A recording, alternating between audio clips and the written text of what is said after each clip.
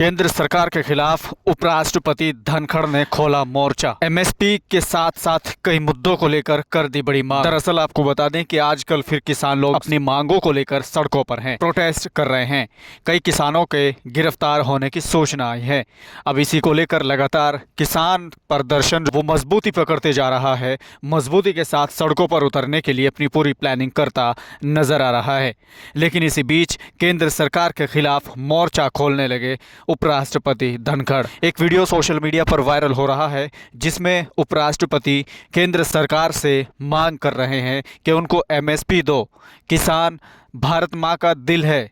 किसानों को लेकर और भी कई बड़ी बातें कह दी हैं। अब इसको लेकर बीजेपी बैकफुट पर आ गई है। सबसे पहले मैं आपको सुनाना चाहता हूं कि जिस तरह से अपनी मांग को लेकर किसानों का प्रदर्शन जारी है, इसी बीच उपराष्ट्रपति धनखड़ का ऐसा बयान आना बीजेपी के लिए किसी बड़ी मुसीबत से कम नहीं है।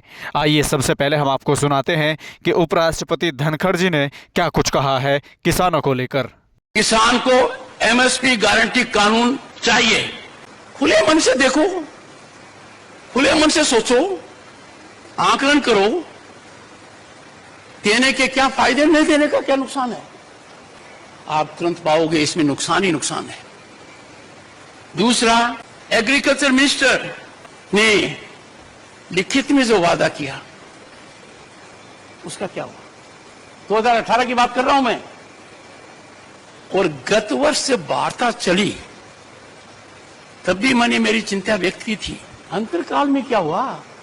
किसान हमारे शरीर का अंग है, भारत मां का दिल है। किसान के आंसू आंखों से नहीं आते हैं, वो आंसू को आंखों में समाता है। और मेरी पीड़ा है कि किसान के हितैषी आज चुप है, बोलने से कतराते हैं। देश की कोई ताकत किसान की आवाज को कुंठित नहीं कर सकती। A nation will pay a huge price if we try the patience of the farmer. मुझे एक I see light at end of the tunnel कि माननीय कृषि मंत्री जी ये महारत हासिल करेंगे। इनका उत्तरदायित्व है। आप विभाग के कैबिनेट मंत्री हैं, कृषि कल्याण के और ग्रामीण विकास के।